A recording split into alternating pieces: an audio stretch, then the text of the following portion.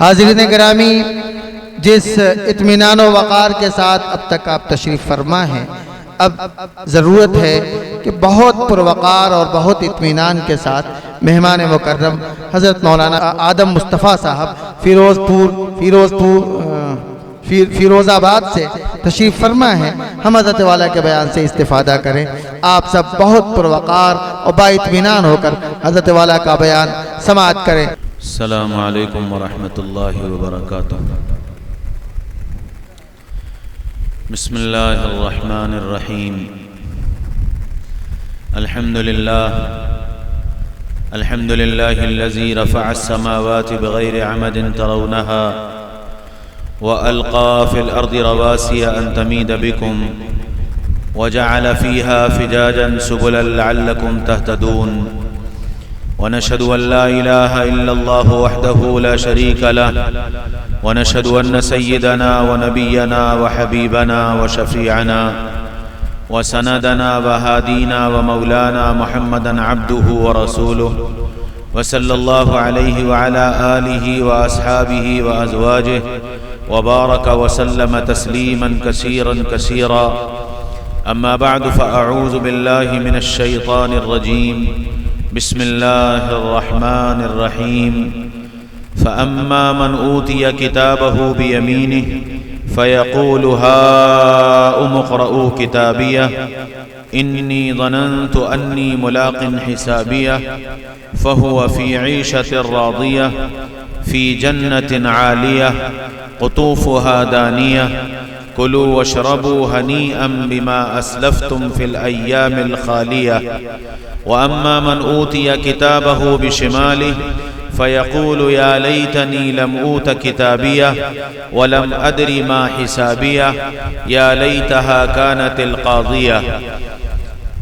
وقال رسول الله صلى الله تعالى عليه وسلم ارتحلت الدنيا مدبرا وارتحلت الآخرة مقبلا ولكل واحدة منهما بنون فكونوا من أبناء الآخرة ولا تكونوا من أبناء الدنيا إن لكل أم يتبعها ولدها أو كما قال عليه الصلاة والسلام۔ قابل قدر قابل احترام حضرات علماء کرام اور بہت ہی قابل قدر میرے بھائیوں، دوستوں، عزیزوں، بزرگوں اور بڑی امیدوں سے وابستہ پردے میں بیٹھی میری ماؤں اور بہنوں، دنیا میں تین طرح کے لوگ بستے ہیں: لوور کلاس، مڈل کلاس اور اپر کلاس۔ لوور کلاس غریب طبقہ، مڈل کلاس درمیانی لوگ اور اپر کلاس مالدار لوگ۔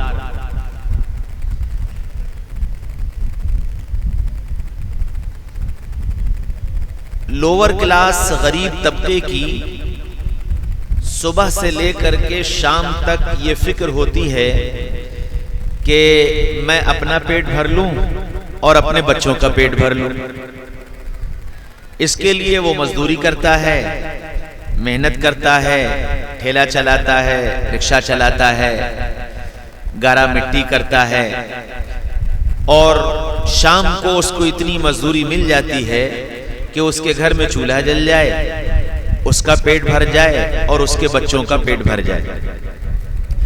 یہ وہ طبقہ ہے جس کو اس بات کی فکر نہیں ہوتی کہ ایران میں کیا ہو رہا ہے، اسرائیل میں کیا ہو رہا ہے، امریکہ میں کیا ہو رہا ہے، جاپان میں کیا ہو رہا ہے، پیٹرول مہنگا ہو گیا کہ سستا ہو گیا، سونے کے دام بڑھ گئے یا گھٹ گئے، مارکیٹ میں شیئر بازار اوپر چلا گیا یا نیچے آ گیا۔ اس کو ان ساری چیزوں سے کوئی مطلب واسطہ نہیں ہوتا۔ پیٹرول ملے تو نہ ملے تو، مہنگا ملے تو سستا ملے تو، اس کو ان ساری چیزوں سے کوئی مطلب واسطہ نہیں، اور نہ وہ دنیا کی سیاست میں دخل دیتا ہے کہ دنیا کی سیاست میں کیا ہو رہا ہے، نہ وہ چوراہوں پر، پٹیوں پر، ہوٹلوں پر بیٹھ کر کے ان ساری چیزوں پر تبصرے و تذکرے کرتا ہے۔ اس کی تو بس ایک دھن ہوتی ہے کہ اب کل میرے گھر کا چولہا کیسے جلے گا۔ اس طبقے کی نگاہ میں یہ دنیا چراگاہ ہے، پیٹ بھرنے کی جگہ، کہ میں اپنا پیٹ کیسے بھروں اور اپنے بچوں کا پیٹ کیسے بھروں۔ تو اس طبقے نے اس دنیا کا نام چراگاہ رکھ رکھا ہے۔ ایک دوسرا طبقہ ہے جس کا پیٹ بھرا ہوا ہے اور پیٹ بھرنے کا سامان بھی اس کے پاس موجود ہے۔ اس طبقے کو اس بات کی فکر رہتی ہے کہ میں آرام کروں، میرے بچے آرام کریں، تو اس کی ساری محنتوں کا خلاصہ یہ ہوتا ہے کہ راحت اور آرام کے سامان جمع کروں۔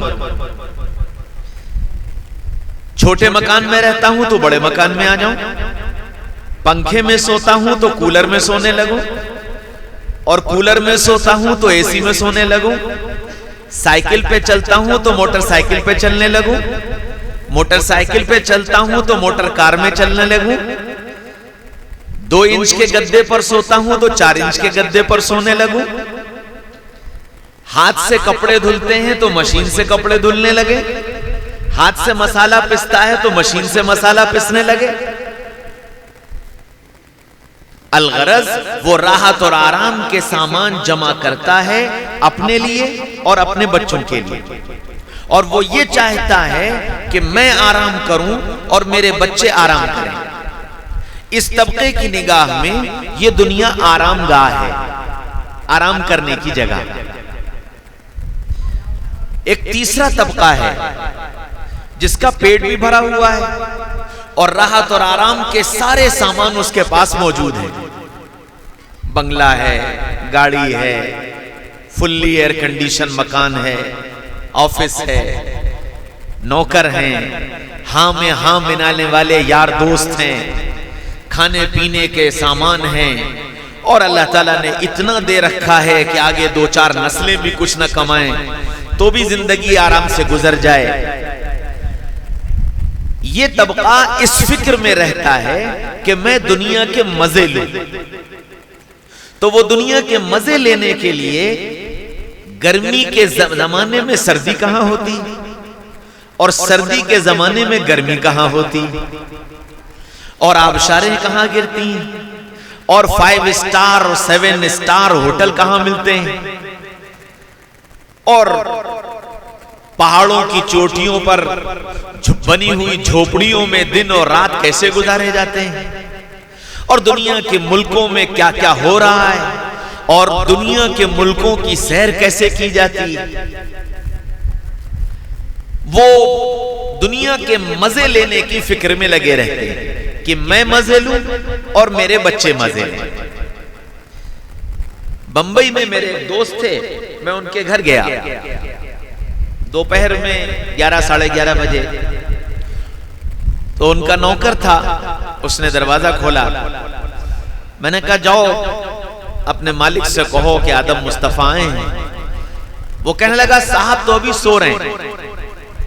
ہم نے کہا بھئی 11 بج گئے، کہنے جی صاحب سفر سے لوٹے ہیں اور صبح ہی آئے ہیں۔ میں نے کہا اچھا ظہر کی نماز کے لیے تو اٹھیں گے؟ کہنے ہاں۔ میں نے کہا تو انہیں بتا دینا کہ فلاں مسجد میں ظہر پڑھوں گا۔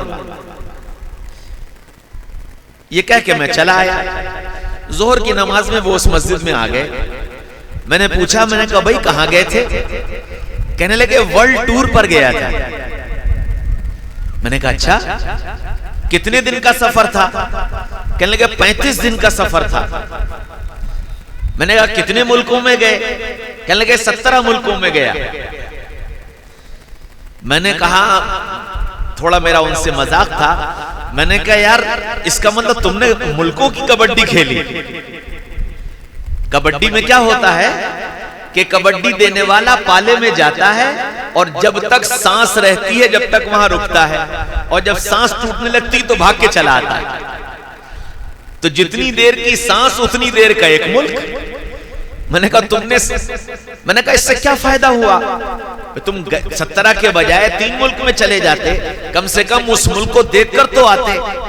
کہنے لگا کہ نہیں مولانا، یہ اسٹیٹس سمبل ہے، یہ اسٹیٹس سمبل ہے کہ میں مالدار ہوں، اور اب مالدار طبقے میں میری پہچان ہوگی کہ فلاں وہ جو ورلڈ ٹور پر گئے تھے. ایک صاحب میرے ساتھ حج کرنے گئے تو میں مسجد نبوی سے لوٹ رہا تھا, راستے میں مجھے ملے, کہنے لگے کہ وہ مولانا میری گھڑی دیکھی آپ نے؟ میں نے کہا بھائی. کہنے لگے آپ کو معلوم ہے یہ کتنے کی گھڑی ہے؟ میں نے کہا بھائی میں تو خریدتا نہیں. کہنے لگے یہ 27,000 ریال کی گھڑی ہے. تو میں نے ان سے کہا, میں نے کہا اس میں وقت آپ کے حساب سے چلتا ہے کہ آپ جب کہیں گے سوئی بڑھے گی, آپ جب کہیں گے سوئی رک جائے گی؟ کہنے لگے نہیں. میں نے کہا پھر؟ کہنے لگے یہ سینٹا باربرا کی گھڑی ہے. میں نے کہا اس میں کیا خصوصیت ہے؟ کہنے لگے مولانا یہ ایک اسٹیٹس سمبل ہے. اب جو کوئی میرے ہاتھ میں اس گھڑی کو دیکھے گا کہ اوہو امداد الہی صاحب سینٹا باربرا کی گھڑی پہنے, تو یہ وہ طبقہ ہے جس کو دنیا کے مزے لینے کی فکر سوار ہے. تو اس طبقے کی نگاہ میں اس دنیا کا نام تفریح ہے. تو گویا اب 3 طبقے ہوئے. ایک لوور کلاس غریب طبقہ, وہ اس دنیا کو کہتا ہے چراگاہ ہے, پیٹ بھرنے کی جگہ ہے. دوسرا مڈل کلاس درمیانی طبقہ, وہ یہ کہتا ہے کہ یہ دنیا آرام گاہ ہے, یہاں آرام کی چیزیں جمع کرو اور آرام کرو. تیسرا طبقہ اپر کلاس مالدار طبقہ, وہ یہ کہتا ہے کہ یہ دنیا تفریح گاہ ہے, یہاں دنیا کے مزے لو. اچھا یہ تو ہماری تقسیم ہے, ہم نے اس کے نام رکھے ہیں. اس دنیا کے بنانے والے نے بھی تو اس کا کوئی نام رکھا ہوگا. تو اب جب کتابوں میں ڈھونڈا تو یہ پتا چلا کہ یہ دنیا نہ چراگاہ ہے, نہ آرام گاہ ہے, نہ تفریح گاہ ہے, یہ دنیا تو امتحان گاہ ہے. یہ دنیا تو امتحان گاہ ہے.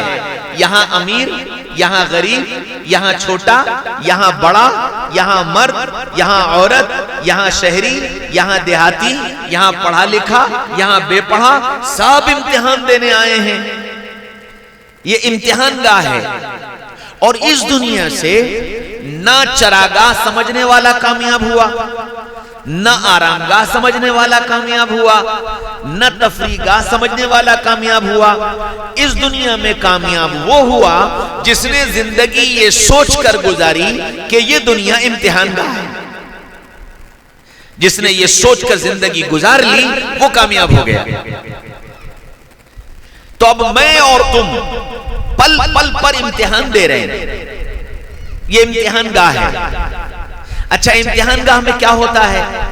آپ اتنا بڑا مجمع بیٹھا ہے, آپ اسکولوں میں بھی پڑھے ہوں گے, کالجوں میں بھی پڑھے ہوں گے, یونیورسٹیوں میں بھی پڑھے ہوں گے, مدرسوں میں بھی پڑھے ہوں گے. جب امتحان ہوتا ہے تو ایک ہال ہوتا ہے اور اس ہال میں بچوں کو بٹھایا جاتا ہے, ان کو کاپی دی جاتی ہے اور سوال کا پرچہ دیا جاتا ہے, کوسچن پیپر. اور ڈیوٹی کرنے والے کا کام یہ ہوتا ہے کہ وہ اس ہال میں ادھر سے ادھر چکر لگائے کہ کوئی بولے نہ, کوئی ایک دوسرے کا دیکھے نہ, ایک دوسرے کی نقل نہ کرے, بس اتنی ڈیوٹی ہوتی ہے. باقی وہ بچہ اپنی کاپی پر سوالوں کے جواب لکھے, طوطا مینا کی کہانی لکھے, گلاب کا پھول بنائے, یا کاپی کو بند کر کے سو جائے. ایگزامنر کو حق نہیں ہے کہ وہ اس کو ٹوکے کہ یہ تم پھول کیوں بنا رہے ہو, یا یہ سوال کا جواب صحیح اور غلط کیوں لکھ رہے ہو, یا تم کیوں سو رہے ہو. اس کو اختیار نہیں. تم 3 گھنٹے صرف یہ ڈیوٹی دو کہ یہ اپنی مرضی سے جو چاہے کرے, اور جب وقت پورا ہو جائے تو ان سے کاپی واپس لے لو. امتحان گاہ میں بچہ آزاد ہے, اپنی کاپی پر جو مرضی چاہے کرے. بالکل اسی طرح یہ جو دنیا امتحان گاہ ہے, اس امتحان گاہ میں میں اور تم آزاد ہیں, جو مرضی چاہے کرو. نماز پڑھو یا نہ پڑھو, سچ بولو یا جھوٹ بولو, بدنگاہی کرو یا نگاہوں کی حفاظت کرو، غیبتیں کرو یا ایمان کی دعوت دو، دھوکہ دو یا امانت داری سے کام لو، لوگوں پر ظلم کرو یا لوگوں کی مدد کرو، راستے میں تکلیف دینے والی چیزیں پھیلاؤ یا تکلیف دینے والی چیزیں ہٹا دو، ماں کا دل دکھاؤ یا ماں کی خدمت کرو، باپ کا کہنا مانو یا باپ کے نافرمان بنو، استاذ کا ادب کرو یا استاذ کی بے عزتی کرو، یہاں تم آزاد ہو، تم کو کوئی روک ٹوک نہیں ہو، جو مرضی چاہے کرو، تم سے کوئی یہ نہیں کہے گا کہ اگر تم نے ایسا کیا تو 10 ڈنڈے پڑیں گے، تم آزاد ہو۔ آپ دیکھ لو، اذان ہوتی ہے، جس کو توفیق ملی وہ مسجد چلا گیا، نہیں ملی نہیں گیا، جس کو توفیق ملی سچ بولا، نہیں ملی جھوٹ بولا، جس کو توفیق ملی ظلم سے بچ گیا، جس کو نہیں ملی ظالم بن گیا۔ یہ دنیا امتحان گاہ ہے، تم آزاد ہو، اپنی زندگی کی اس کتاب پر جو مرضی چاہے لکھو۔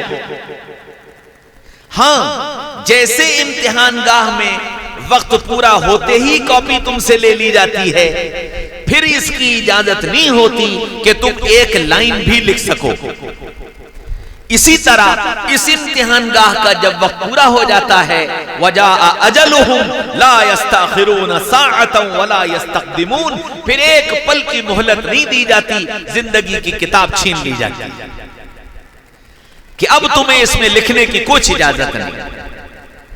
یہ امتحان گاہ ہے، یہاں تمہاری زندگی کی کتاب تمہارے حوالے ہے، اس پر تم گلاب کے پھول بنا دو، اس پر تم طوطا مینا کی کہانی لکھ دو، یا اس پر تم اللہ کی اطاعت اور فرما برداری والی زندگی کی داستان لکھ دو، یہ تمہارے اختیار میں، یہاں تم کو کوئی روک ٹوک نہیں کرے۔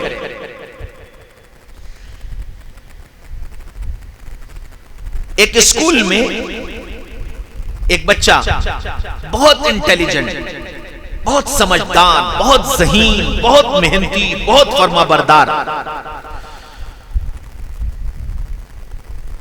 امتحان کا وقت قریب آیا، استاذ اس کی محنت، اس کی فرما برداری، اس کی سمجھداری سے بھی بہت متاثر اور اس سے بڑی محبت کرنے لگا۔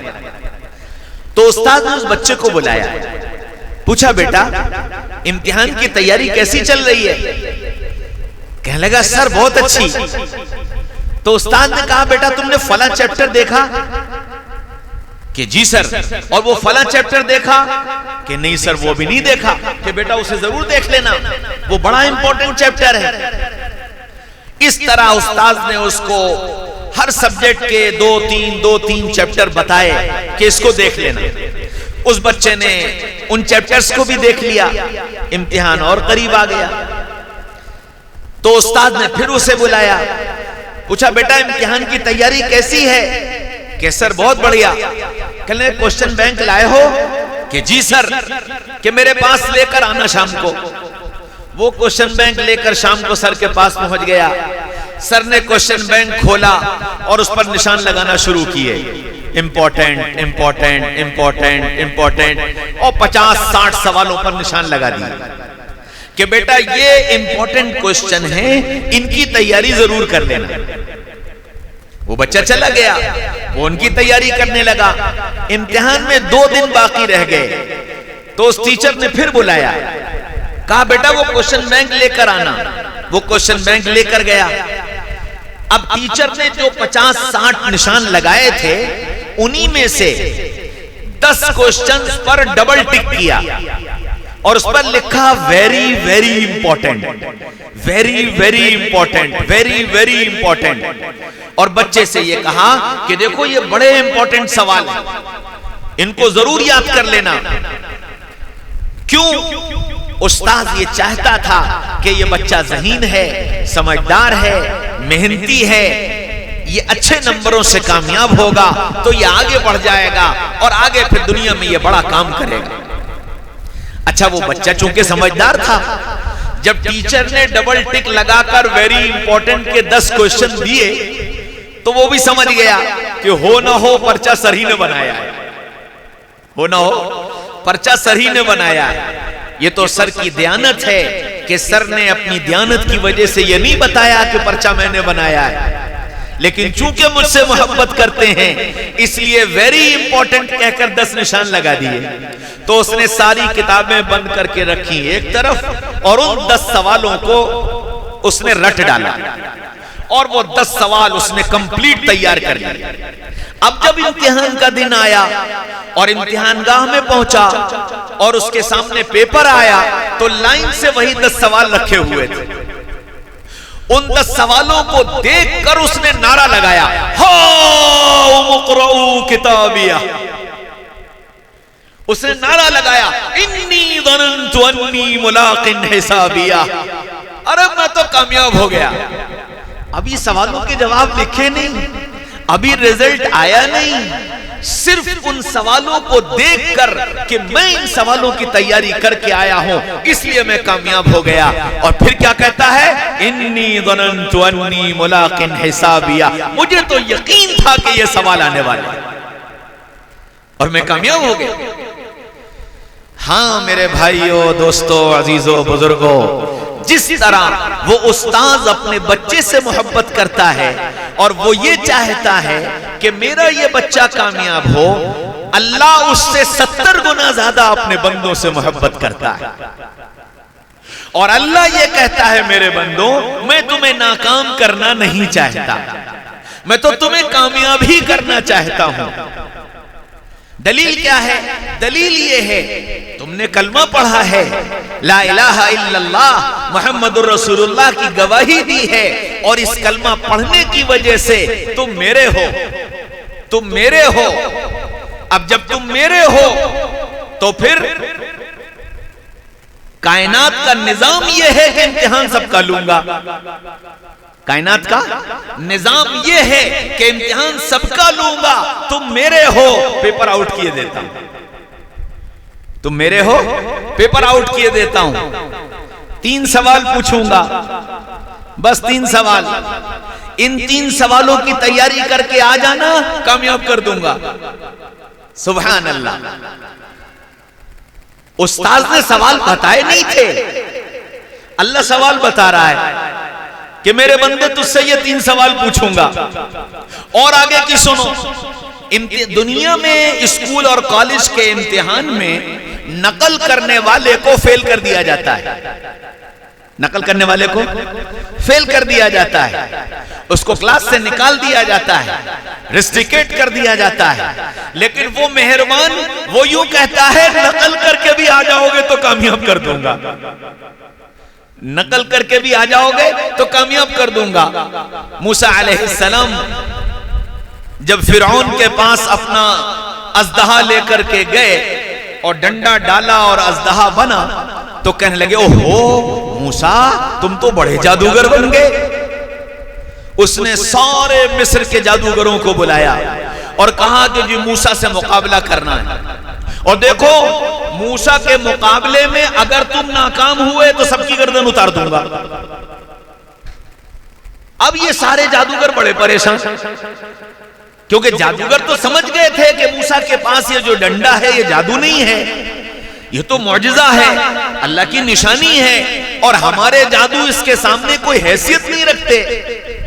اب وہ یہ سوچنے لگے کہ اگر ہم نے موسیٰ سے مقابلہ کیا تو ہماری ہار طے ہے،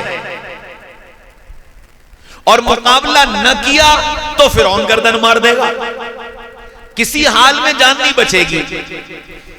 کہ پھر کیا کیا جائے؟ تو ایک نے سمجھایا کہ دیکھو بچنے کا ایک راستہ ہے، وہ کیا کہ موسیٰ کی نقل کر لو، موسیٰ کی نقل کر لو، جیسا لباس موسیٰ پہنے ویسا لباس پہن لو، جیسا چہرہ موسیٰ کا ویسا چہرہ بنا لو، جیسا عمامہ موسیٰ کا ویسا عمامہ باندھ لو، اور پھر میدان میں آؤ تو یہ جو اللہ کی نشانی ہے یہ تمہاری طرف نہیں آئے گی، اور تم کم سے کم اللہ کے عذاب سے بچ جاؤ گے۔ دنیا میں اگر فرعون نے مار بھی دیا تو ہمیشہ کی آخرت بن جائے گی۔ وہ جادوگر یہ تہیا کر کے سب موسیٰ علیہ السلام کی نقل کر کے میدان میں آ گئے۔ اب جب میدان میں آئے اور موسیٰ علیہ السلام کا مقابلہ کیا تو موسیٰ علیہ السلام کے اژدہے نے ایک مرتبہ میں ان کے سارے جادو کو نگل لیا، اور یہ سارے جادو، اب یہ اژدہا ان کے جادوؤں کو نگلنے کے بعد ان جادوگروں کی طرف چلا، لیکن چونکہ سب نے موسیٰ کی نقل اختیار کر رکھی تھی تو ان میں سے کسی کو نقصان نہیں پہنچایا، اور اللہ نے اس نقل کی برکت یہ دی کہ وہ سارے کے سارے موسیٰ پر ایمان لے آئے، سارے کے سارے ایمان لے آئے، اور اللہ نے سارے کے ساروں کو کامیاب کر دیا۔ تو وہ امتحان لینے والا ایسا ہے کہ وہ یوں کہتا ہے کہ تم نقل کر کے بھی آ جاؤ گے تو کامیاب کر دوں گا۔ پیپر آؤٹ کیے دیتا ہوں، 3 سوال پوچھوں گا۔ من ربک، تمہارا رب کون ہے؟ ہاں، یہ زندگی کا سوال ہے، اور یہ زندگی کے ہر موڑ پر، ہر پل یہ سوال میرے اور آپ کے سامنے آ کر کھڑا ہوگا۔ اس سوال کا جواب صحیح دے دو گے کامیاب، غلط دو گے ناکام۔ اذان ہوئی، اللہ اکبر، اذان کی آواز پر دکان سے اٹھ گئے، من ربکا کا جواب صحیح ہو گیا۔ اذان کی آواز پر دکان میں لگے رہے، من ربکا کا جواب غلط ہو گیا۔ مال تول رہے تھے، صحیح تول دیا، من ربکا کا جواب صحیح ہو گیا۔ غلط تولا، من ربکا کا جواب غلط ہو گیا۔ سڑک پر چل رہے تھے، نامحرم سامنے آئی، نگاہ جھک گئی، من ربکا کا جواب صحیح ہو گیا۔ نگاہ آوارہ ہو گئی، من ربکا کا جواب غلط ہو گیا۔ حلال بھی سامنے آیا، حرام بھی سامنے آیا، حرام سے بچ گئے، من ربکا کا جواب صحیح ہو گیا۔ حرام میں ٹوٹ پڑے، من ربکا کا جواب غلط ہو گیا۔ ماں نے آواز دی، لپک کر چلے گئے، من ربکا کا جواب صحیح ہو گیا۔ ماں کی آواز پر منہ پھیر کر چلے گئے، من ربکا کا جواب غلط ہو گیا۔ باپ پر جھنجلا پڑے، من ربکا کا جواب غلط ہو گیا۔ باپ کے سامنے ادب سے سر جھکا کر کھڑے ہو گئے، من ربکا کا جواب صحیح ہو گیا۔ روزانہ کی زندگی میں قرآن زندگی میں آ گیا، من ربکا کا جواب صحیح ہو گیا۔ قرآن سے رشتہ ٹوٹ گیا، من ربکا کا جواب غلط ہو گیا۔ پانی کھڑے ہو کر پی لیا، من ربکا کا جواب غلط ہو گیا۔ پانی بیٹھ کر پی لیا، من ربکا کا جواب صحیح ہو گیا۔ کھانا سیدھے ہاتھ سے کھا لیا، من ربکا کا جواب صحیح ہو گیا۔ کھانا الٹے ہاتھ سے کھایا، من ربکا کا جواب غلط ہو گیا۔ زمین دبا لی، من ربکا کا جواب غلط ہو گیا۔ زمین دے دی، من ربکا کا جواب صحیح ہو گیا۔ بہنوں کا ترکہ دبا لیا، من ربکا کا جواب غلط ہو گیا۔ بہنوں کا ترکہ دے دیا، من ربکا کا جواب صحیح ہو گیا۔ ہاں، یہ زندگی کے ہر موڑ پر، ہر چوراہے پر، ہر گلی پر، ہر دروازے پر، ہر صبح، ہر شام، ہر پل، ہر گھڑی یہ سوال سامنے کھڑا ہوگا، من ربک، من ربک، من ربک۔ کس کو رب مان کر زندگی گزار رہے ہو؟ کس کو رب مان کر زندگی گزار رہے ہو؟ اور اس کا جواب تم یہ سوچو کہ مولوی صاحب اللہ تمہیں جزائے خیر دے، تم نے 3 سوال بتا دیے، صبح ہونے سے پہلے تینوں کے جواب رٹ لوں گا کہ جی 3 سوال ہوں گے، من ربک، جواب دے دوں گا ربی اللہ۔ دوسرا سوال ہوگا وما دینک، جواب دے دوں گا دینی الاسلام۔ تیسرا سوال ہوگا کہ بتاؤ یہ کون ہے، بتا دوں گا کہ یہ محمد الرسول اللہ ہے۔ آج آپ نے بتا دیا، صبح ہونے سے پہلے یہ سوال یاد، اور اب گویا آگے کی ساری ٹینشن ختم۔ تو یاد رکھو، ان سوالوں کے جواب رٹنے سے نہیں دیے جائیں گے، ان سوالوں کا جواب میری زندگی کا عمل دے گا۔ ہاں، ایک پنڈت جی نے طوطا پالا اور اس طوطے کو بولنا سکھایا۔ جب وہ بولنے لگا تو انہوں نے اس کو یہ صبح جب صبح ہوتی تو پنڈت جی پنجرے کے پاس آ کر بیٹھتے اور اس سے کہتے، مٹھو بیٹے کہو رام رام۔ 1 دن 2 دن 4 دن کہتے رہے۔ اب وہ مٹھو جو ہے وہ صبح رام رام کہنے لگا۔ पंडित जी अपने कमरे से निकलते और उसे आवाज देते, मिट्ठू बेटे। वो जवाब में कहता, राम राम राम राम राम राम। पंडित जी बड़े खुश। इत्तेफाक से पंडित जी को कहीं सफर में जाना था और 1 महीने के लिए जाना था। पड़ोस में खां साहब रहते थे, तो उन्होंने खां साहब से कहा कि ये खां साहब, मैं सफर में जा रहा हूं और 1 महीने बाद वापस आऊंगा, मेरा ये तोता आप रख लो। उन्होंने कहा जी बहुत अच्छा। उन्होंने तोता ले जाकर लटका दिया, सो गए। सुबह हुई, खां साहब भी अपने कमरे से बाहर निकले, तोते पर निगाह पड़ी तो तोते को देखकर उनकी जबान से निकला, मिट्ठू बेटे। तो उसने कहा, राम राम राम राम राम राम।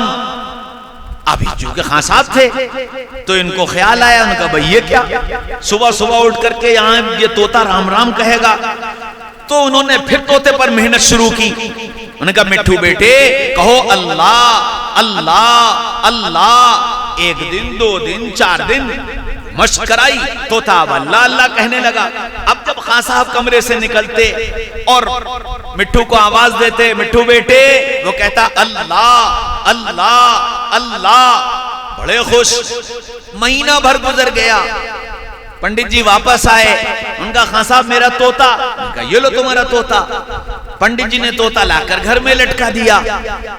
सुबह हुई, पंडित जी कमरे से बाहर निकले, मिट्ठू बेटे। अब वो मिट्ठू बेटा जो था वो बोला, अल्लाह अल्लाह अल्लाह। वो पंडित जी कहेंगे, अरे खां साहब ने तो तोते को भी मुसलमान कर दिया।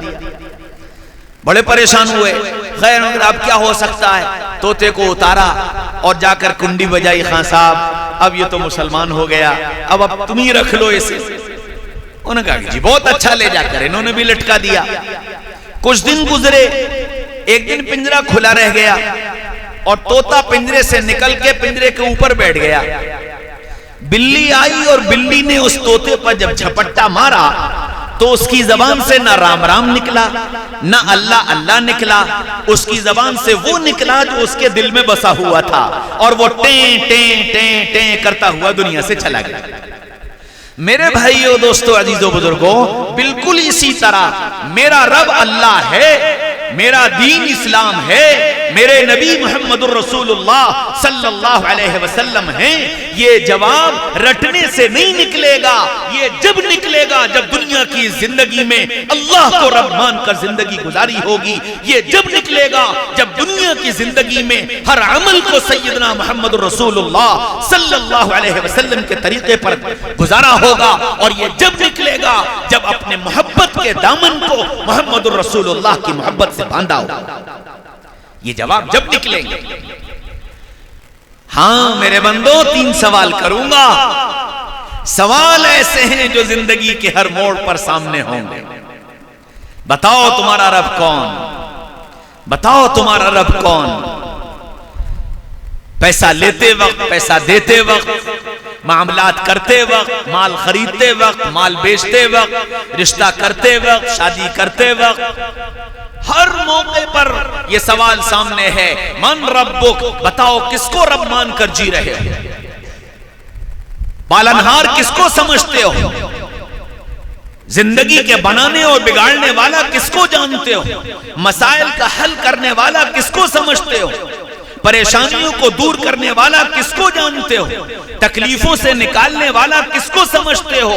ये सवाल हर मोड़ पर खड़ा होगा, मन रब्बुक, मन रब्बुक, मन रब्बुक, बताओ किसको रब मानकर जिंदगी गुजारी। हाँ, जिंदगी का दूसरा सवाल, वमा दीनुक, जिंदगी किसके तरीके पर गुजार रहे हो?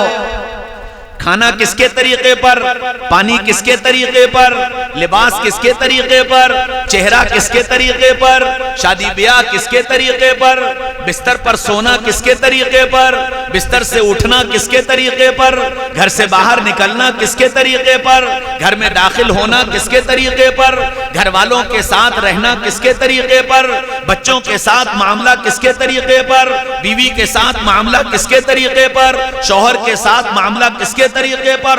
हर काम के करते वक्त ये सवाल सामने खड़ा होगा, बताओ किसके तरीके पर, बताओ किसके तरीके पर। और ये मेरी जिंदगी का अमल बताएगा कि मैं किसके तरीके पर कर रहा हूं।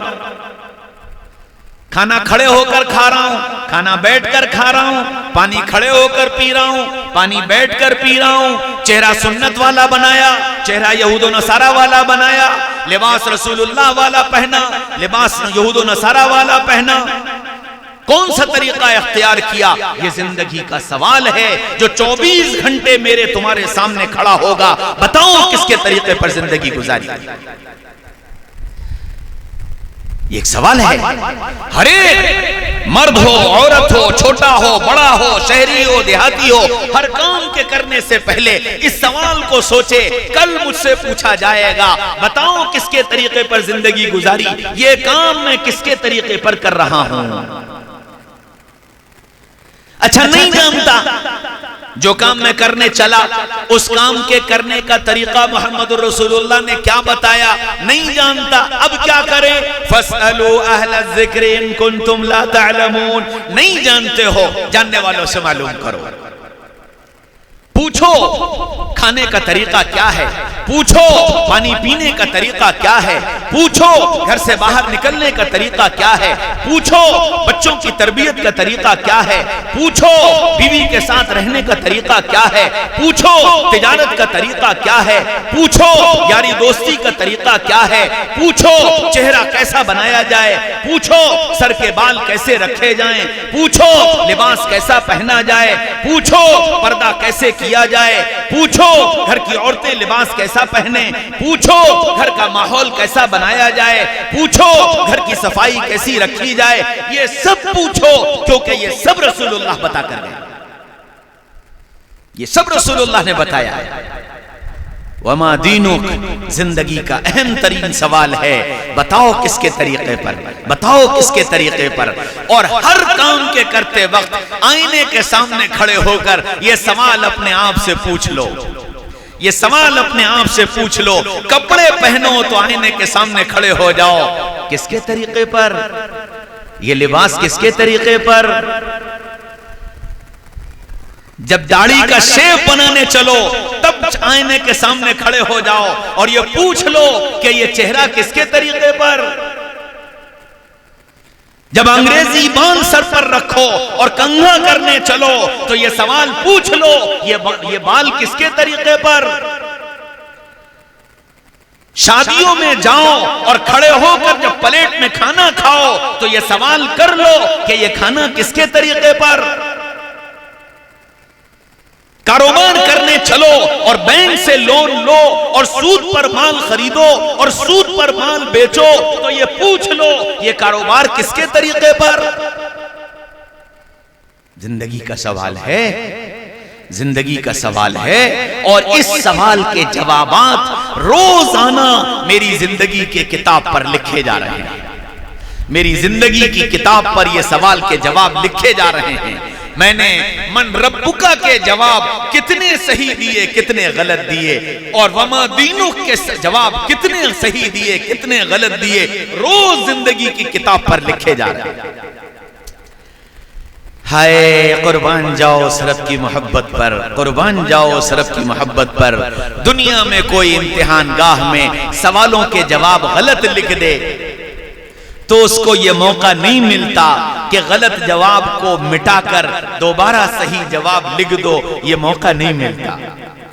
لیکن ہائے کیسا محبت کرنے والا رب، اس نے یوں کہا میرے بندے اگر زندگی کی کتاب پر تجھ سے اپنی زندگی میں جو تیری گزر گئی 10 سال 20 سال 25 سال 40 سال 50 سال 60 سال 70 سال جو تیری گزر گئی اور اس گزری زندگی میں اپنی زندگی کی کتاب پر تو غلط جواب لکھ کر چلا آیا، اگر تو اسے مٹانا چاہتا ہے، اگر تو اسے ختم کر کے صحیح جواب لکھنا چاہتا ہے تو میں اس کا بھی راستہ بتاتا ہوں. فَقُلْتُ اسْتَغْفِرُوا رَبَّكُمْ إِنَّهُ كَانَ غَفَّارًا. اے محمد صلی اللہ علیہ وسلم میرے بندوں سے کہیے معافی مانگ لو، میں سب معاف کر دوں، میں سب معاف کر دوں. ہاں اپنی غلطیوں کو مٹا لو، موقع ہے غلطیوں کو مٹا دو. اور تم مٹا دو گے تو جگہ خالی نہیں رہے گی. فرمایا کہ بندہ توبہ کرے، اللہ سے معافی مانگے اور پھر اپنی اس توبہ پر جم جائے، اس توبہ پر جم جائے تو اللہ ان غلطیوں کو مٹا کر ان کی جگہ نیکیاں لکھ دیتے ہیں. غلط جواب مٹا کر صحیح جواب لکھ دیے جاتے ہیں تاکہ نمبر پورے آ جائے. تاکہ نمبر پورے آ جائے. ہاں یہ زندگی کا سوال ہے. وما دینو، بتاؤ کس کے طریقے پر زندگی گزار رہے. تیسرا سوال، ہم نے تمہارے دل کو محبت کرنے والا بنایا ہے. اس دل کے اندر محبت کا جذبہ رکھا ہے. یہ محبت کرے گا کرے گا کرے گا. یہ ہو نہیں سکتا کہ یہ محبت نہ کرے. اب یہ بتاؤ محبت کا رشتہ کس سے جوڑا؟ محبت کا رشتہ کس سے جوڑا؟ محبت مال سے کی، محبت کرسی سے کی، محبت عورت سے کی، محبت حشم اور خدم سے کی، محبت سیاسی عہدوں سے کی، یا محبت رسول اللہ سے؟ محبت کس سے کی ہے؟ یہ زندگی کا سوال ہے. اگر تم یہ دعویٰ کرتے ہو کہ ہم محمد رسول اللہ سے محبت کرتے ہیں تو پھر اس دعوے کی دلیل چاہیے. اور محبت اگر رسول اللہ سے ہے تو دستور محبت یہ ہے کہ محبوب کی ادائیں بھی محبوب ہوا کرتی ہیں. دستور محبت یہ ہے کہ محبوب کی ادائیں بھی محبوب ہوا کرتی ہیں. پھر تمہیں نبی کی ادائیں کیوں نہ پسند آئیں؟ پھر تم اپنی زندگی کو نبی کی اداؤں پر لے کر کیوں نہیں آئے؟ ہاں، جنہوں نے محبت کی نبی کی اداؤں کو اپنی ادا بنایا. ایک صحابی ہیں، گھوڑے پر بیٹھے جا رہے ہیں اور بہت تیز گھوڑا دوڑ رہا ہے. اچانک لگام کھینچی، گھوڑے کو روکا اور گھوڑے سے اترے اور سڑک کے کنارے جا کر بیٹھ گئے. تھوڑی دیر بیٹھے رہے، اٹھے اور پھر واپس گھوڑے پہ بیٹھے اور گھوڑے کو دوڑا دیا. خادم ساتھ تھا، اس نے پوچھا حضرت یہ کیا کیا؟ کہنے لگے کہ میں اپنے آقا صلی اللہ علیہ وسلم کے ساتھ یہاں سے گزرا تھا. آقا نے یہاں بیٹھ کر استنجا کیا تھا، مجھے استنجے کی حاجت نہیں، لیکن آقا کو یہاں بیٹھے دیکھا تھا تو اس ادا کی نقل کیے بغیر آگے کیسے بڑھ جاتا؟ ہاں، محبوب کی ہر ادا محبوب ہوتی ہے. رسول اللہ صلی اللہ علیہ وسلم سے اگر محبت کی ہے تو پھر آپ کی محبت آپ کی اداؤں کو محبوب کیوں نہیں بنا رہی؟ کیوں مجھے نبی کی ادائیں اچھی نہیں لگتی؟ نبی کی ادا کیا تھی؟ نبی کی ادا تھی اپنی امت کے لیے بے چین ہونا، اپنی امت کے لیے رونا، اپنی امت کے لیے راتوں کو تڑپنا، اپنی امت کے لیے آنسو بہانا. میرے بھائیوں، دوستوں، عزیزوں، بزرگوں، حضرت رسول پاک صلی اللہ علیہ وسلم دنیا میں اتنا روئے، اتنا روئے. اللہ نے آدم سے لے کر محمد رسول اللہ تک جتنے نبی بھیجے سارے نبیوں سے یوں کہا جاؤ میرے بندوں کے لیے رو، جاؤ میرے بندوں کے لیے رو. اور ہر نبی دنیا میں آ کر اپنی امت کے لیے رویا ہے. محمد الرسول اللہ اتنا روئے، اتنا روئے، اتنا روئے کہ اللہ کو کہنا پڑا لعلک باخع نفسک الا یکونوا مؤمنین. نبی جی آپ رو رو کر اپنی جان دے دیں گے. ہم نے آپ سے اتنا رونے کو نہیں کہا تھا، ہم نے آپ سے اتنا رونے کو نہیں کہا تھا. یہ اتنا بڑا مجمع بیٹھا ہے، کتنے ایسے ہیں جو راتوں کو اٹھ کر کے اللہ کے سامنے حضرت رسول پاک صلی اللہ علیہ وسلم کی اس امت کے لیے روئے ہیں. میرا حسن ظن ہے آپ کا یہ علاقہ بڑا زرخیز ہے، بڑا دینی ماحول ہے، بڑا دینی مزاج ہے. یہاں بڑے اچھے لوگ رہتے ہیں، بڑے اچھے دل والے ہیں آپ لوگ. یقیناً آپ میں ایک بڑی تعداد ایسی ہوگی جو راتوں کو اٹھتی ہوگی اور اللہ کے سامنے گرم گرم آنسو بہاتی ہوگی اور امت کے لیے روتی ہوگی. مجھے امید ہے کہ یقیناً اس مجمع میں ایسے لوگ بیٹھے ہوں گے. اللہ کرے کہ ایسا ہو اور یہ سارا مجمع امت کے لیے رونے والا بن جائے. نبی کی ادا تھی. ہاں، ہم نبی سے محبت کرتے ہیں. نبی کھانے نہیں آئے تھے، نبی کھلانے آئے تھے، نبی کھلانے آئے تھے. اور ساری امت کو یہ پیغام دے کر گئے تھے، دیکھو تم دنیا میں کھانے نہیں آئے، تم دنیا میں کھلانے آئے ہو۔ اور یہ سبق اللہ کے رسول صلی اللہ علیہ وسلم نے اپنی ذات سے بھی دیا، اپنی اولاد کی ذات سے بھی دلوایا۔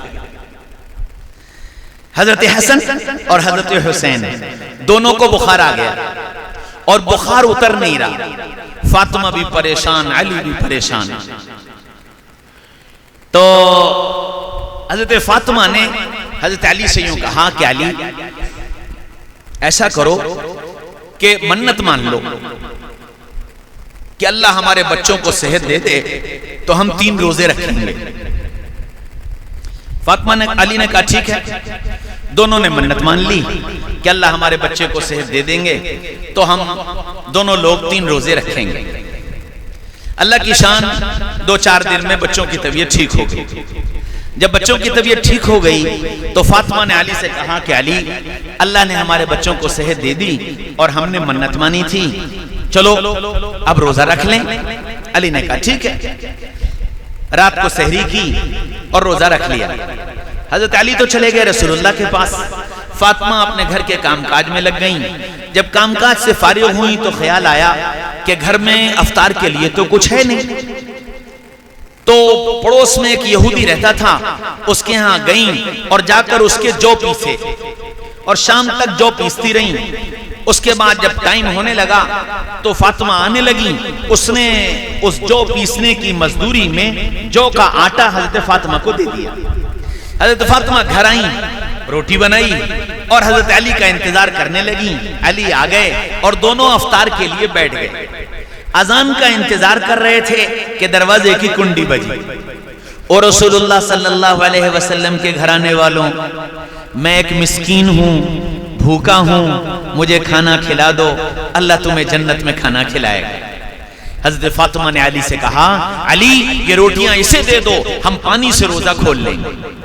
وہ روٹیاں اسے دے دیں، پانی سے افطار کیا، پانی سے سحری کی، دوسرا روزہ شروع ہو گیا۔ آج پھر وہی سب کچھ ہوا، پھر افطار کے لیے بیٹھے، ابھی اذان نہیں ہوئی کہ پھر کنڈی بجی، اور رسول اللہ صلی اللہ علیہ وسلم کے گھرانے والوں، میں ایک یتیم ہوں، بھوکا ہوں، مجھے کھانا کھلا دو، اللہ تمہیں جنت میں کھانا کھلائے گا۔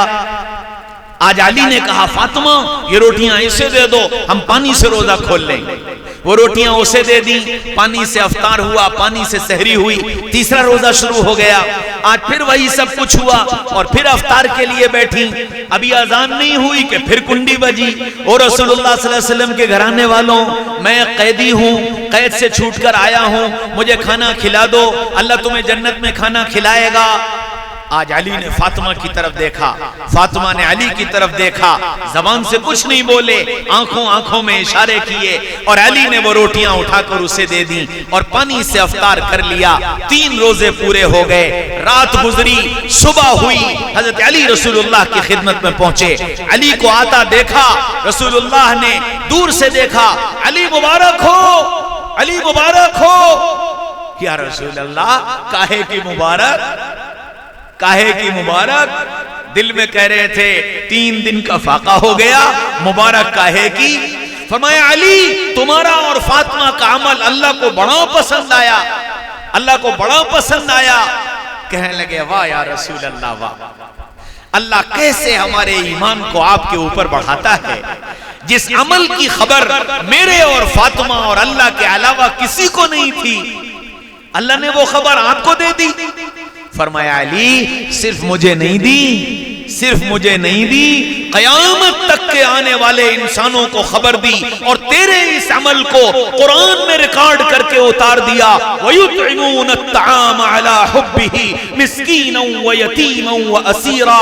او رسول اللہ کیا خوبصورت ہے تیرے گھرانے والے جو کھاتے نہیں کھلاتے ہیں، یتیموں کو، مسکینوں کو، قیدیوں کو۔ یاد رکھنا یہ امت کھانے نہیں آئی، یہ امت کھلانے آئی۔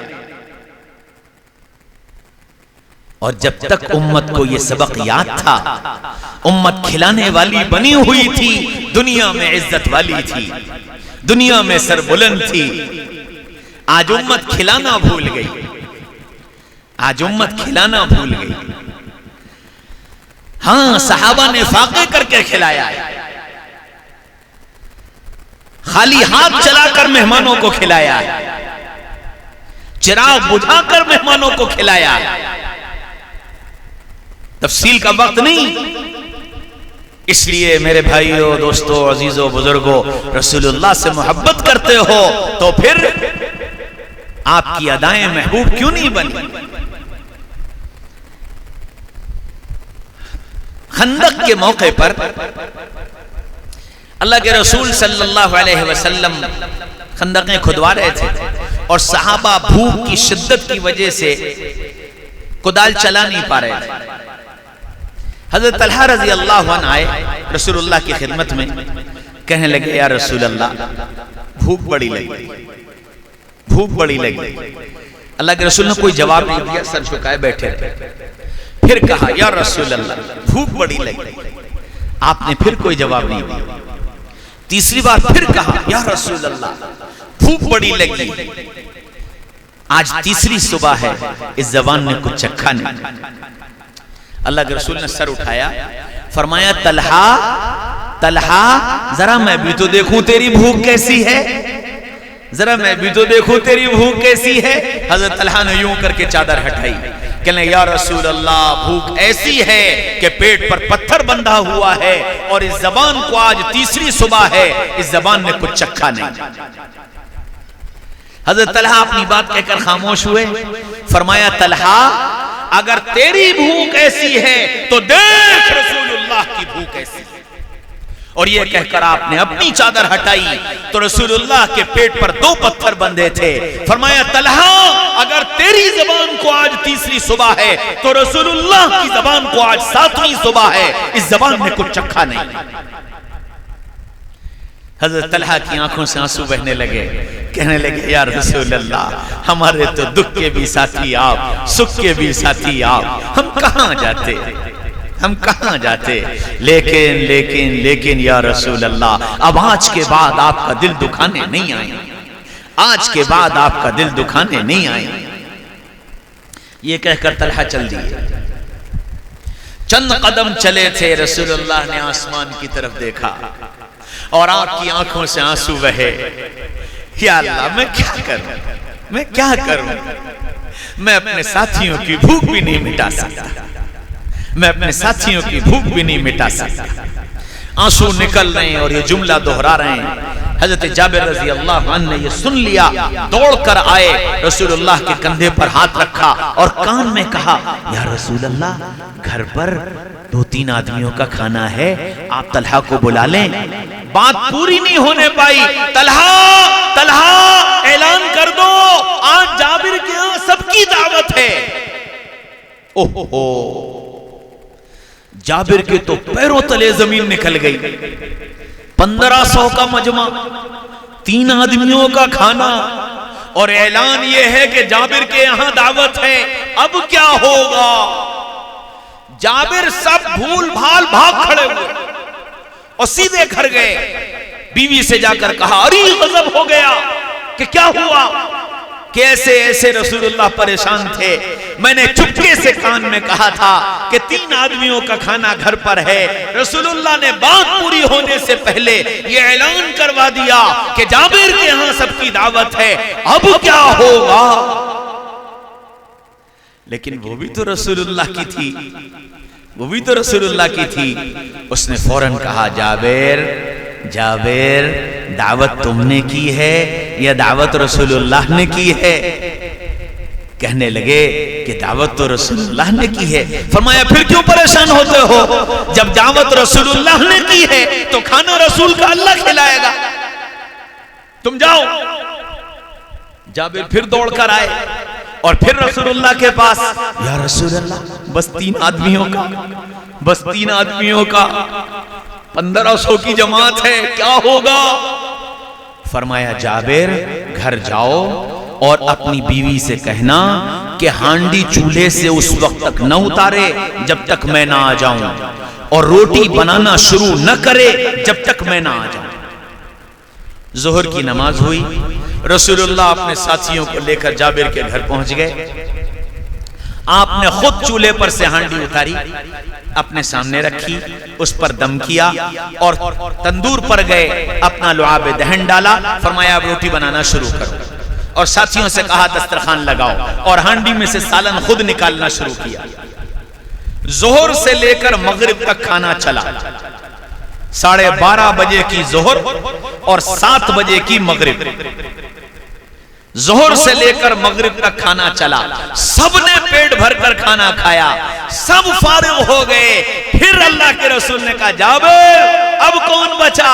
یا رسول اللہ میں بچا، آپ بچے، میری بیوی بچی اور یہ چند خدمت والے ساتھی بچے۔ فرمایا بلاؤ سب کو، سب کو بلایا، سب کو کھلایا، پھر خود بھی کھایا، ہانڈی بند کی، فرمایا یہ لے جابر تیرا کھانا تجھے مبارک، میرے اللہ نے مجھے کھانا کھلا دیا۔ اللہ کے رسول یہ کہہ کر چلے گئے۔ اب جابر فطرت، سالن کتنا بچا، آٹا کتنا بچا، تو جابر نے ہانڈی کھول کر دیکھی۔ اب جو ہانڈی کھولی تو کہنے لگے اس ذات کی قسم جس کے قبضے میں میری جان ہے، اس ہانڈی میں سے ایک بوٹی کم نہ ہوئی تھی۔ آٹے کی لوئی پر سے کپڑا ہٹایا تو آٹے کی لوئی سلامت، کہنے لگے اس ذات کی قسم جس کے قبضے میں میری جان ہے، میرے آٹے کی لوئی میں سے ایک لوئی کم نہ ہوئی تھی۔ خیال آیا کہ یہ تو رسول اللہ کی برکت ہے، اب اس کو ہم استعمال کریں یا نہ کریں؟ دوڑ کر گئے، یا رسول اللہ سالن سلامت، آٹا سلامت، استعمال کروں یا نہ کروں؟ فرمایا جابر اللہ تیرا بھلا کرے، اگر تو ہانڈی کھول کر نہ دیکھتا اور آٹے پر سے کپڑا نہ ہٹاتا، اللہ قیامت تک تجھے اس سے کھلاتا رہتا۔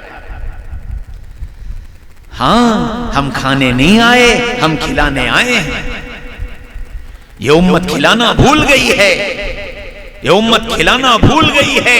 اگر امت کھلانے والی ہوتی تو دنیا کے اندر کوئی بھوکا نہ مرتا، کوئی غریب نہ ہوتا، کسی کے چولہے نہ بجھتے۔ چولہا اس لیے بجھا میں نے تم نے کھلانا چھوڑ دیا۔ زندگی کا یہ سوال ہے محبت کس سے کرتے ہو؟ اگر محبت رسول اللہ سے ہے تو محبوب کی ادائیں محبوب کیوں نہیں بنی؟ محبوب کی اداؤں کو محبوب بناؤ، کہ زندگی کا سوال ہے۔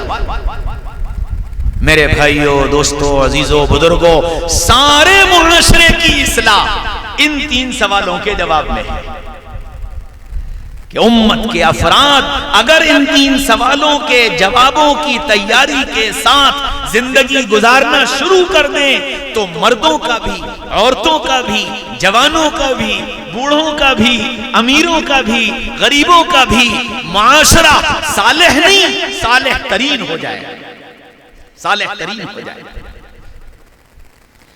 معاشرہ کسی چڑیا کا نام نہیں ہے، معاشرہ نام ہے میرے اور آپ کے مجموعے کا۔ ہم اچھے ہیں، معاشرہ اچھا ہے، ہم سچے ہیں، معاشرہ سچا ہے، ہم جھوٹے ہیں، معاشرہ جھوٹا ہے، ہم برے ہیں، معاشرہ برا ہے، ہم بدنگاہی کرنے والے ہیں، معاشرہ زانیوں کا ہے، ہم نگاہوں کی حفاظت کرنے والے ہیں، معاشرہ پاس لوگوں کا ہے، ہم جیسے ہیں معاشرہ ویسا ہے۔ معاشرے کی دہائی مت دو، دہائی اپنی ذات کی دو، میں بگڑا اس لیے معاشرہ بگڑا، میرے اخلاق بگڑے، میری عادتیں بگڑی، میرے اعمال بگڑے، میری بے فکری بڑھی، میرے اندر بے حیائی آئی، میں بے پردہ ہوئی۔ میرے بھائیوں، دوستوں، عزیزوں، بزرگوں، معاشرہ میرے اور آپ کے سدھار سے سدھرے گا اور میرے آپ کے بگاڑ سے بگڑے گا۔ یاد رکھو، عورتیں بیٹھی ہیں، اس مناسبت سے 2 باتیں عرض کرتا ہوں اور اس کے بعد بات ختم کر دوں۔ اللہ تعالیٰ نے دنیا میں جتنی چیزیں قیمتی بنائی ہیں سب کو پردے میں رکھا ہے، جتنی چیزیں قیمتی ہیں۔ دیکھو، انار پردے میں، بادام پردے میں، اخروٹ پردے میں، کیلا پردے میں، آم پردے میں، تربوز پردے میں، خربوزہ پردے میں، پیٹرول پردے میں، چاندی پردے میں، سونا پردے میں، پلیٹینیم پردے میں، یورینیم پردے میں، گیس پردے میں. یہ سب تو بڑی قیمتی چیزیں ہیں. چاول کا دانہ بھی پردے میں، گیہوں کا دانہ بھی پردے میں، مکئی کا دانہ بھی پردے میں، اور تو اور 5 کا سکہ بھی پردے میں رہتا ہے. 5 کا سکہ بھی پردے میں رہتا ہے. ہاں میری بہنوں، تم قیمتی ہو، اس لیے اللہ نے تمہیں پردے میں رہنے کا حکم دیا.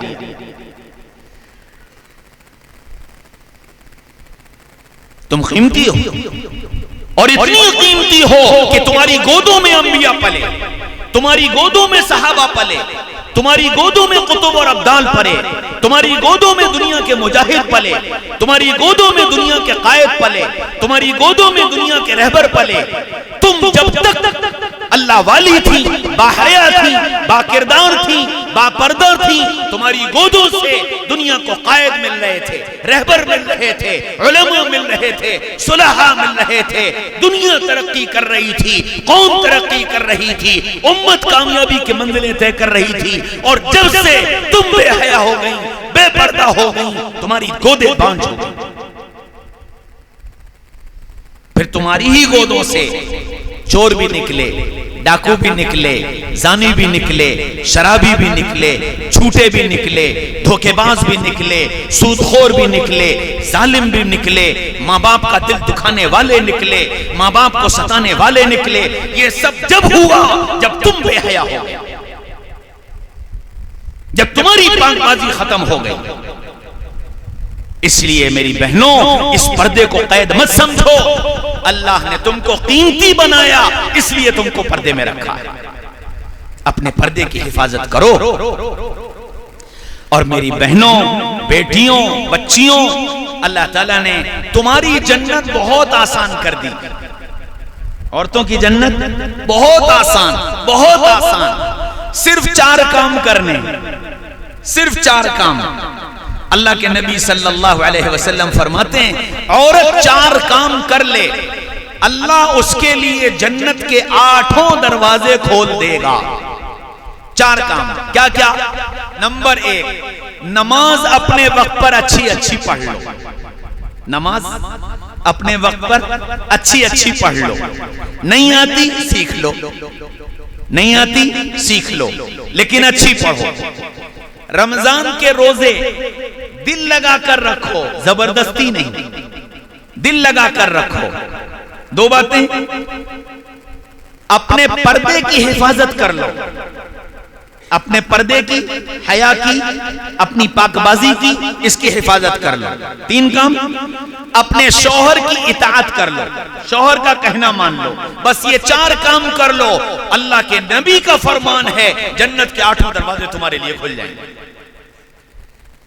میری بہنوں، اگر تم یہ چاہتی ہو کہ آنے والے وقت میں تمہارے اس علاقے کو، تمہارے شہر کو، تمہارے صوبے کو، تمہارے ملک کو اچھے انسان ملے، اچھے قائد ملے، اچھے علماء ملے، اچھے رہبر ملے، تو تم کو اپنے آپ کو بدلنا پڑے. تم راتوں کو رونے والی بن جاؤ گی، تم اللہ کے سامنے آنسو بہانے والی بن جاؤ گی، تم نمازوں کا اہتمام کرنے والی بن جاؤ گی، تم قرآن کی تلاوت کرنے والی بن جاؤ گی. اللہ تمہاری گودوں کو ایسی اولادوں سے بھر دے گا جو اولادیں تمہاری آنکھوں کی ٹھنڈک بنیں گی اور امت کی قائد اور رہبر بنیں گی. اور آپ مردوں سے کہتا ہوں، یاد رکھو، کوئی عورت خود بے پردہ نہیں ہوتی، کوئی عورت خود بے پردہ نہیں ہوتی. بیٹی اور بہن کو اس کا باپ اور اس کا بھائی بے پردہ کرتا ہے. بیٹی اور بہن کو اس کا باپ اور اس کا بھائی بے پردہ کرتا ہے، اور ماں کو اور بیوی کو اس کا شوہر بے پردہ کرتا ہے. آپ اٹھا کر کے دیکھ لو، کتنی بچیاں جو گھروں میں پردہ کرنے والی تھیں، جب ایسے مرد کے نکاح میں چلی گئیں جو بے پردگی کو پسند کرتا تھا تو وہ بے پردہ ہو گئی. اور کتنی ایسی بچیاں جو بے پردہ گھر پہ رہا کرتی تھیں، پردہ کرنے والے کے گھر چلی گئیں تو وہ پردہ کرنے والی بن گئی. کوئی عورت خود بے پردہ نہیں ہوتی، ذمہ دار ہم ہیں، اس کے بے پردہ ہونے میں ذمہ دار ہم ہیں۔ آپ عذر پیش کرتے ہو، اسکول جاتی ہے، کالج جاتی ہے، وہاں کرنا پڑتا ہے، ہونا پڑتا ہے، آپ شادیوں پر کروڑوں روپیہ خرچ کر سکتے ہو، آپ اپنے کالج کیوں نہیں بنا سکتے؟ آپ اپنا ڈگری کالج کیوں نہیں بناتے ہو؟ آپ اپنا انٹر کالج کیوں نہیں بناتے ہو؟ اور جو اگر کوئی یہ کہتا ہے کہ پیسے نہیں ہیں، جھوٹ بولتا ہے، جھوٹ بولتا ہے۔ اللہ کا شکر ہے قوم کے اندر ابھی بھی ایسے جذبات موجود ہیں اور ایسے لوگ موجود ہیں، صحیح نیتوں کے ساتھ، صحیح ارادوں کے ساتھ آپ قدم اٹھاؤ گے، آپ کے معین و مددگار اللہ کھڑے کر دے گا۔ کر کے تو دیکھو، میں کیا اور میری بساط کیا، میں کیا اور میری ہستی کیا۔ بزرگوں کی دعاؤں، والد صاحب کی توجہ اور ان کی راتوں کی دعاؤں کی برکت سے 1991 میں نے ایک اسکول کی بنیاد ڈالی اور 3 کلاس شروع کیے، نرسری، ایل کے جی، یو کے جی۔ 1992 میں بابری مسجد کے سانحے کے بعد آج الحمدللہ ڈگری کالج تک ہمارا اسکول ہے اور انٹر کالج میں اس وقت 1850 بچے ہیں، ڈگری کالج میں اس وقت 650 بچیاں ہیں جو پورے پردے کے اہتمام کے ساتھ، یہاں تک کہ امتحان میں بھی ان کے پردے پر کوئی ہاتھ نہیں لگا سکتا۔ یونیورسٹی کے امتحان میں چھوٹی سی کوشش کی، محنت کی، اور اسی کو بنیاد بنا کر شہر میں 1992 میں فیروز آباد میں مسلمانوں کا ایک اسکول تھا۔ آج الحمدللہ ہماری اس محنت کی نتیجے میں فیروز آباد شہر میں 40 مسلمانوں کے اسکول ہیں۔ آپ کا علاقہ تو بڑا زرخیز ہے، آپ لوگوں کو تو اللہ نے مال سے بھی نوازا ہے، زمین جائیداد سے بھی نوازا ہے، بڑی بڑی زمینیں آپ کے پاس پڑی ہوئی ہیں۔ آپ ارادہ کریں گے اللہ راستے کھولیں گے۔ اپنے ماحول میں تعلیم دے کر بڑی سے بڑی صلاحیتیں پیدا کرو، اچھی سے اچھی صلاحیتیں پیدا کرو۔ یہ وقت بھاگنے کا نہیں ہے، منہ چھپانے کا نہیں ہے، ہار جانے کا نہیں ہے، نا امیدی کا نہیں ہے، ہمت بڑھانے کا وقت ہے، کام کرنے کا وقت ہے، لگانے کا وقت ہے، آنسو بہانے کا وقت ہے، رونے دھونے کا وقت ہے۔ اسی پر اللہ کی طرف سے حالات بدلے جائیں گے۔ کرو گے، کرو گے، سب کرو گے۔ اتنی مری انداز میں، ارے کم سے کم کچھ تو جوش سے بولو کہ ہاں جی کریں گے انشاءاللہ۔ اللہ مجھے تمہیں کہنے سننے سے زیادہ عمل کرنے والا بنا دے، اور اللہ آئندہ جب ملائے تو ایسے موقع پر ملائے کہ جب اس گاؤں میں دوبارہ آنا ہو تو اس خوشخبری کے ساتھ آؤں کہ مولانا آپ یہ کہہ کر گئے تھے، آج ہم نے آپ کو ایک انٹر کالج اور ایک ڈگری کالج کی بنیاد رکھنے کے لیے بلایا ہے۔ کرو گے، کرو گے انشاءاللہ، سب کرو گے۔ اللہ مجھے تمہیں کہنے سننے سے زیادہ عمل کی توفیق نصیب فرمائے۔ وآخر دعوانا ان الحمدللہ رب العالمین۔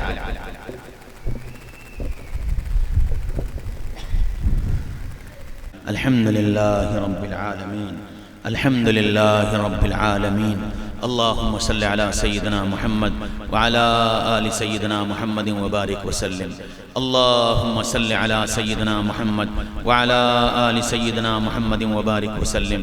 الہکم الہ واحد لا الہ الا هو الرحمن الرحیم۔ وعنت الوجوہ للحی القیوم یا احد الصمد الذی لم یلد ولم یولد ولم یکن له کفوا احد۔ یا ارحم الراحمین، یا مالک الملک، یا قاضی الحاجات، یا دفع البلیات۔ یا اللہ انت اللہ لا شریک لک، یا اللہ انت اللہ لا شریک لک، یا اللہ انت اللہ لا شریک لک۔ اللہم ان قلوبنا ونواسینا وجوارحنا بیدک لم تملکنا منها شیئا، فاذا فعلت ذلك بنا فکن انت ولینا واہدنا الى سواء السبیل۔ اللہم ارنا الحق حقا وارزقنا اتباعه، وارنا الباطل باطلا وارزقنا اجتنابه۔ اللہم انا نسألك العفو العفو والعافية في ديننا ودنيانا وأهلنا ومالنا. رضينا بالله ربا وبمحمد الرسول صلی اللہ علیہ وسلم. اے اللہ ہم سب آپ کے بندے اور بندیاں آپ کے سامنے بیٹھے ہیں، اپنے گناہوں اپنی غلطیوں کا اعتراف کرتے ہیں. کریم آقا اپنے کرم سے ہم سب کو معاف فرما دیجئے، ہم سب کو معاف فرما دیجئے، ہم سب کو معاف فرما دیجئے. آپ ہم سے راضی ہو جائیے، آپ ہم سے راضی ہو جائیے. جیسا آپ چاہتے ہیں ویسا بنا لیجئے، جو آپ کو پسند ہے وہ کرنے کی توفیق دے دیجئے، جس سے آپ ناراض ہوتے ہیں اس سے بچا لیجئے. ہماری دنیا بھی سنوار دیجئے، ہماری آخرت بھی سنوار دیجئے. ہمیں دنیا اور آخرت میں کسی کا محتاج نہ رکھیے. اے اللہ یہ اتنا بڑا مجمع اے اللہ تیری محبت میں جمع ہوا، تیرے نبی کی نسبت پر جمع ہوا، تیری باتیں سننے کے لیے جمع ہوا. اے اللہ زندگی کے سوالوں کو سمجھنا اور ان سوالوں کے جوابوں کی تیاری کے ساتھ زندگی گزارنا ہم سب کے لیے آسان فرما دیجئے، ہم سب کے لیے آسان فرما دیجئے. ہر کام کے کرتے وقت اس سوال کے جواب کی فکر نصیب فرما دیجئے، ہر قدم اٹھاتے وقت اس سوال کے جواب کی فکر نصیب فرما دیجئے، ہر ادا اختیار کرتے وقت اس سوال کے جواب کی فکر نصیب فرما دیجئے. اے اللہ جیسا آپ چاہتے ہیں ویسا بنا لیجئے، جو آپ کو پسند ہے وہ کرنے کی توفیق دے دیجئے، جس سے آپ ناراض ہوتے ہیں اس سے ہم سب کو بچا لیجئے. اے اللہ ایمان کامل نصیب فرما، تقوی نصیب فرما، اخلاص نصیب فرما، اپنی رضا نصیب فرما، اپنی محبت نصیب فرما، اپنی معرفت نصیب فرما، اپنے نبی سے لو لگانے والا بنا، اپنے نبی کا سچا عشق نصیب فرما. اے اللہ تمام امور میں انجام کو خیر فرما، اس ادارے کو قبول فرما، پڑھنے پڑھانے والوں کو قبول فرما، اخلاص نصیب فرما، اخلاص نصیب فرما. اے اللہ مخلص معاونین اور انصار کو مجتمع فرما، مخلص معاونین اور انصار کو مجتمع فرما. اے میرے رب سارے ضروریات کی تکمیل فرما، ساری ضروریات کی تکمیل فرما. غیب سے انتظامات فرما، غیب سے انتظامات فرما. یا اللہ اچھے ارادوں، اچھی نیتوں، اچھے عزائم کے ساتھ اس مجمع کو یہاں سے واپس جانے کی توفیق نصیب فرما. اے اللہ اس بستی کو نمونے کی بستی بنا دیجئے. اے اللہ اس کو تعلیم کا مخزن بنا دیجئے. اے اللہ اپنے کرم سے فضل سے وہ تمام خیریں وجود میں لے آئیے اے اللہ جو آپ چاہتے ہیں، اور ان تمام شرور سے پناہ نصیب فرما دیجئے جن سے تیرے نبی نے پناہ مانگی ہے. اے میرے پیارے رب ہماری سب کی تمام جائز حاجات، مرادوں، تمناؤں، آرزوؤں کو ساتھ خیر و عافیت کے پورا فرما دیجئے. میرے پیارے اللہ ایک درخواست اور ہے آپ سے. ہم سب کا نام لے لے کر ہمارے آقا سیدنا محمد الرسول اللہ صلی اللہ علیہ وسلم کی خدمت اقدس میں ہدیہ درود و سلام پیش فرما دیجئے اور اسے قبول فرما لیجئے اور اسے نجات کا ذریعہ بنا دیجئے. وصلی اللہ تعالی علی خیر خلقہ محمد و آلہ و صحبہ اجمعین برحمتک یا ارحم الراحمین. بھائی ایک درخواست ہے، مجمع بہت بڑا ہے، میں آپ سب سے مصافحہ کروں گا تو بہت وقت ہو جائے گا، مجھے بہت لمبا سفر کرنا ہے، اس لیے میں سلام کر لیتا ہوں، آپ میرے سلام کا جواب دے دیجئے. مصافحہ ادھار رہا، آئندہ ملاقات ہوگی تو مصافحہ ہو جائے گا، ورنہ جنت میں مصافحہ کریں گے انشاءاللہ. ٹھیک ہے؟ السلام علیکم ورحمۃ اللہ وبرکاتہ.